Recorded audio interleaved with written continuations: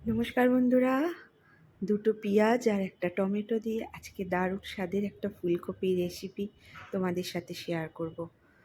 খেতে এটা ভীষণ সুন্দর হয়, তোমরা একবার ট্রাই করো, ভালো লাগবে।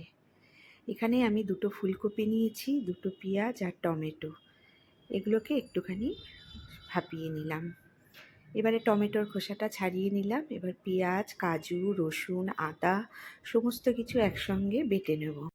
এদিকে কড়ায় তেলটা গরম হয়ে গেছে, এবার বেটে রাখা মশলাটা দিয়ে দিলাম। মশলাটা একটুখানি নাড়াচাড়া করে ভেজে নেব।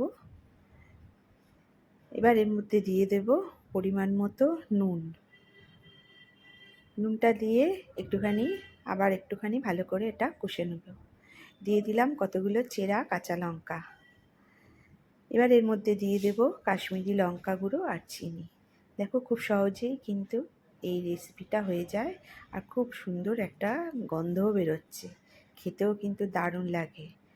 এর মধ্যে দিয়ে দিলাম এবারে ফুলকপিগুলো। এবার ভালো করে মশলার সঙ্গে ফুলকপিগুলোকে নাড়াচাড়া করে নেব, নিয়ে একটুখানি ঢাকা দিয়ে রাখবো। তুমি যতই ফুলকপি ভাপিয়ে নেওয়ার পর জল ঝরিয়ে নিলেও একটু জল কিন্তু বেরোয়। আমি একটু মশলা ধোয়া জলটাও দিয়েছিলাম। এবার ভালো করে এটাকে নাড়াচাড়া করে নেব, নিয়ে একটু ঢাকা দিয়ে রেখে দেবো। এবার ঢাকা খুলে এর মধ্যে দিয়ে দেব কসুরি মেথি।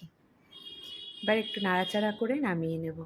যা সুন্দর একটা গন্ধ বেরোচ্ছে না বন্ধুরা, এইভাবে একবার ট্রাই করো, খেতে কিন্তু দারুণ লাগে। এটা নামিয়ে এর ওপরে ছড়িয়ে দিলাম একটু কাজু কিশমিশ। এটা এখনও তো বেশ গরম আছে, কাজু কিশমিশটা বেশ ভাপে ভাপে সেদ্ধ হয়ে যাবে। এটা গরম ভাত, রুটি, লুচি সব কিছুর সঙ্গেই দারুণ লাগবে।